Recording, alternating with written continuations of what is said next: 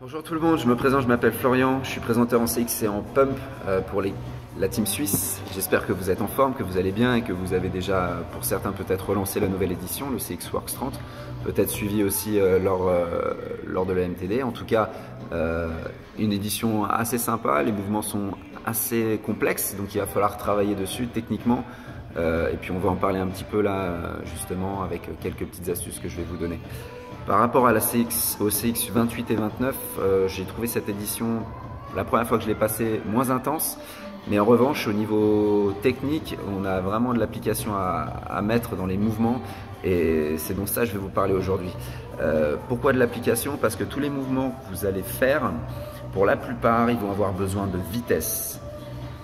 Une fois que vous avez mis la vitesse, pour pouvoir engager le centre du corps, il va falloir le contracter, le serrer. Et c'est cette vitesse qui va créer l'intensité dans ce CX Works. Donc le timing en fait.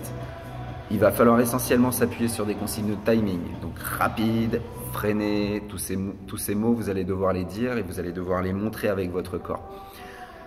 Un exemple, je prends la chanson numéro 2 où vous êtes en over et vous allez devoir ouvrir rapidement les jambes, poser les genoux au sol, tendre les jambes et resserrer. Tout ce travail en fait de vitesse et ce travail d'ouverture de jambes va créer de l'instabilité dans le centre du corps et c'est ça qui va faire que vous allez travailler plus dur, peut-être différemment par rapport aux précédentes éditions. Sur la chanson 3, le mouvement à l'arc-en-ciel, un grand cercle avec les bras, vous allez devoir là justement être rapide, avec précision bien sûr, mais tout en contrôle, donc beaucoup d'engagement musculaire de la chaîne postérieure et surtout de la chaîne croisée. D'accord? Donc là, vous allez avoir un gros travail de mise en place hyper important et un gros travail de timing. Chanson 4, on est pas mal sur de la mise sous tension au sol, mais on a aussi un mouvement qui est très explosif sur la combinaison double squat et l'extension.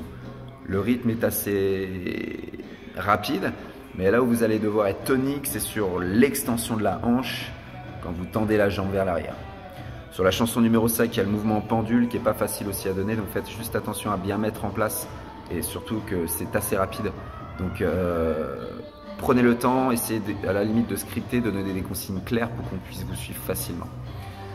Donc mon conseil pour cette édition, c'est parler de contrôle, de vitesse, d'accord? Essayez de rester simple, mais faites en sorte que les gens travaillent dur, avec le mouvement, avec la bonne technique et surtout le bon engagement musculaire au bon moment.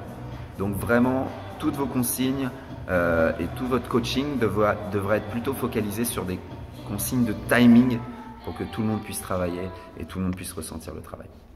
Je vous dis à bientôt. Ciao!